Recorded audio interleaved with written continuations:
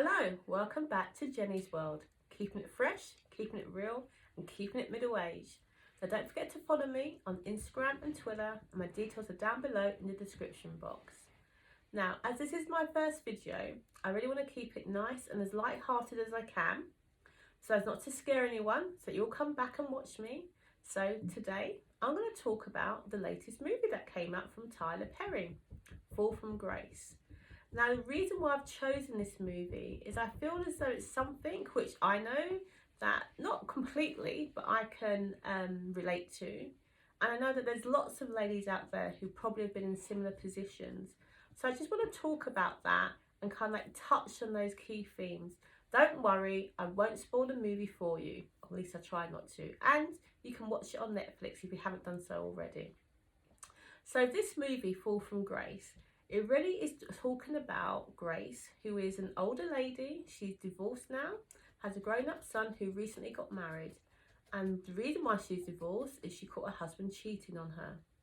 So she's been rattling around in her own house on her own and feeling quite lonely.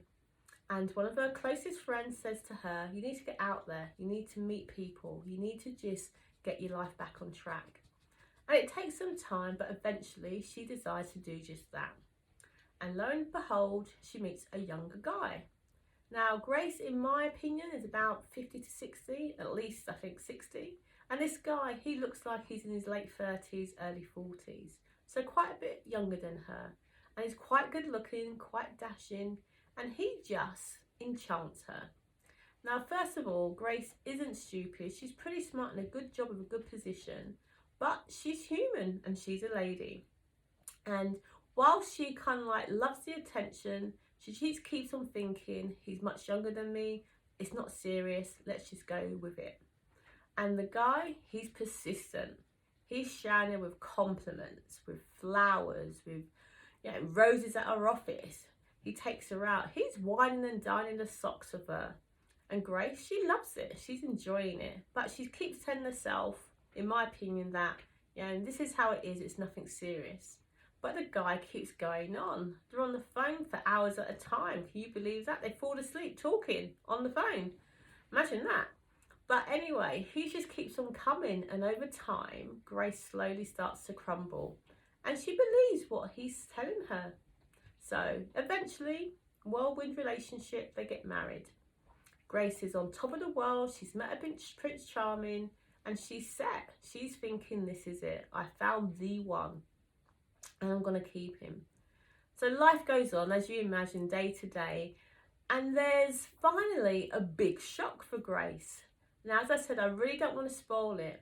But something happens to her that makes her rethink her whole life. What's going on? How did I get here? And when she looks to her husband for that support, he's all over it. He's giving it that. He's really and showing that, yes, I'm still the person that you thought I was when we married. So nothing's really changed there. And one time she catches him on the phone talking to somebody and he turns on her. And then she's just like, oh my gosh. But she doesn't do what she would normally do. She accepts it. Knows that something's wrong, but she accepts it. And the next time we see her and he comes back, she's had it. She's had enough. She's had this horrible situation thrown on her. He's not around to support her. And then when he comes in, she just goes at him. And this is the real Grace. This is the person that she was. And he deflects. And he comes out with an answer, a solution for her suspicions. And what happens? Oh my gosh, I'm so sorry. How could I believe that? I've just had the worst day ever. And it's all forgotten. Grace is like, oh my God, it's me. I was wrong to be suspicious. And I'm watching and thinking, no, you probably weren't. You probably weren't. Anyway, so she talks to him about the horrendous day, the situation she's put in. And he's there, he's helping her. What can I do? What can I do? We'll get out of this, we're in it together. And she believes that. She wholeheartedly believes that. But over time, she does some investigation and she finds out that he's deeply involved. I'm going to pause it there. Because if I carry on, I'm going to tell you what's going on in the movie and you'll hate me for that. So the bit I want to touch on is just how easy it was for this younger man to worm his way into Grace's charms and affections. Now, the Grace in this movie, she's a regular church-going person. So she attends church regularly, she holds Sunday school lessons, she cooks cookies for people. She's just a regular, normal person. So her belief is firm. So when she finds this man and he's giving her all this attention, she knows that it's probably not true, that there's some angle he's working at it. But over time, it's still going on and she believes him. And to be quite honest, I'm sure each of us watching this movie, you're thinking, oh, if only it was me, if only it was me. And the reality is, he didn't worm his way into her good books, her affections overnight. He did this over a matter of months. And when you're vulnerable, whether you're a young person, in your early 20s, 30s, 40s, 50s, 60s, or even your 80s, there's a bit of us that wants the truth to be there, that wants what we're hearing to be true. And we want to ignore that shadow of doubt, that nagging voice in our head, because perhaps we've been on our own for so long. I personally can relate to that. I'm a single black woman and I've been single for a while. But at the same time, I know that I have my own self-respect and I know when I'm ready, I will find that person. But not everybody wants to be comfortable like that. People want to be out and they want to be with somebody. They don't want to see their future on their own. And this is a situation with the Grace person in this movie, in that she saw the best in this person and she wanted to hold on to that. So what the person did, what this man did, is he went on to those beliefs. So he turned them around and made her believe everything that he told her, that she was the only person for him. And this happens in every single walk of life. You've probably experienced it yourself. I have. You've probably got friends, family members who have been through similar positions. You've probably witnessed it and tried to tell your friend or family member what the person was going on. But the reality is that we're not all strong people. We're not all strong enough to feel that what we want and what we get are the right things. And sometimes it comes down to our young age, and it could be that people are just naive. So whether you're into your first relationship or you've had several relationships, we can still get conned. We can still get conned and we can still get it wrong.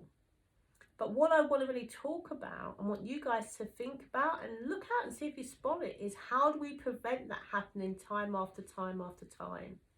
And it's really about just making sure we listen to ourselves, that we remember that we're strong women and that we deserve the best and that we want the best. So when you see somebody approach you, wine and dine you, enjoy it, but don't forget to keep that sense about you. Is this too good to be true?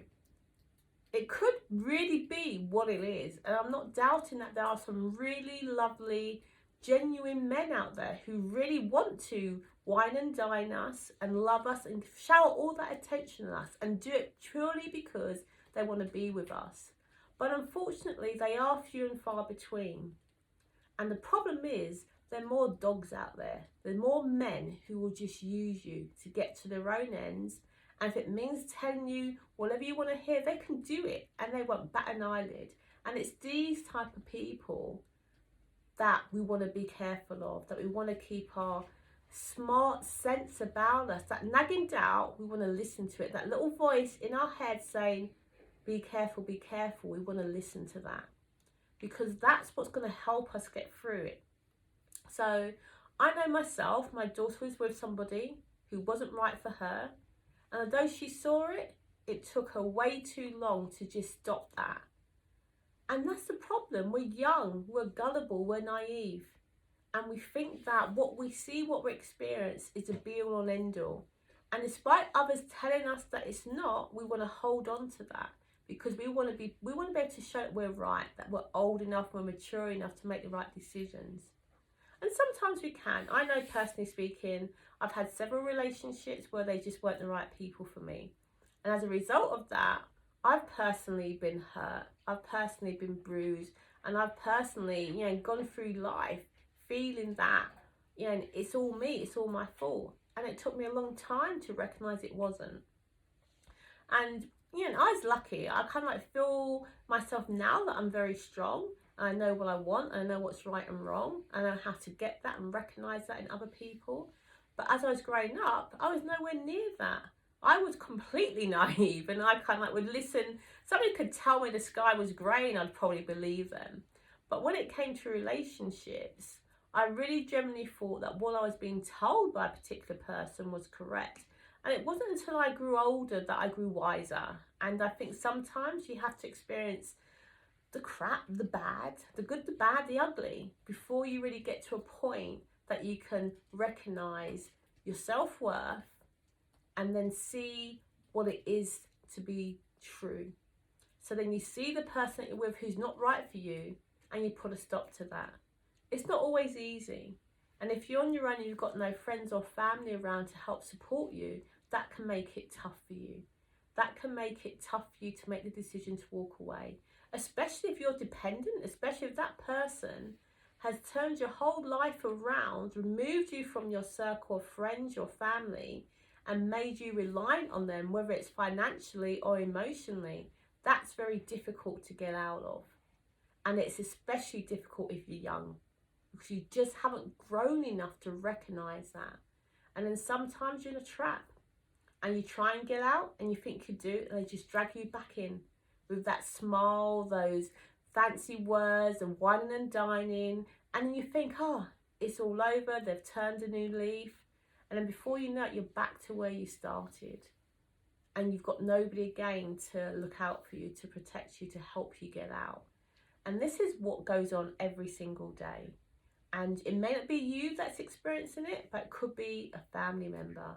And we've got to be, we've got to be smart, and we've got to be good to each other. And if we recognise in that, we've got to show that we're there to support them. Because as I said, my personal experience, it's tough and it's hard to get out of those types of relationships. But when you do, you recognise just how much you put up with, and it makes you stronger, and it helps you recognise that you're not going to be in that same position again. You become wary, which I think is natural, but you start making smarter decisions when it involves the opposite sex. When you're looking for that partner, you're really thinking about what is it that I want and what's good for me. And I think one of the most important things is to never be dependent on a man. Never let your world revolve entirely around them, that when you need to walk away, you've got nothing. And that makes you stay with them. So be really mindful of what do you want and who are you. And who are you and what's important to you. And it's important that you're strong, and it's important that you recognise that. And I think most importantly, recognise your self-worth, and that no man is worth you getting rid of that and be down and down until you get to a point where you don't see any end. So I just really want you guys to think about what I've said. Again, I know I said I want to be really light-hearted, and then you start talking about it, and it really brings up those memories, and it brings up from people you know, people you see who are going through difficult times. And I just really want to be able to help you, or people that you know, to shorten that time frame. Don't let it be years before you get there. So hopefully this has resonated with some of you and you found it interesting. So please give me your comments, your feedback, and let me know how you found it. So thank you for sticking with me, and remember, keeping it real, keeping it fresh, and keeping it middle aged. Thank you.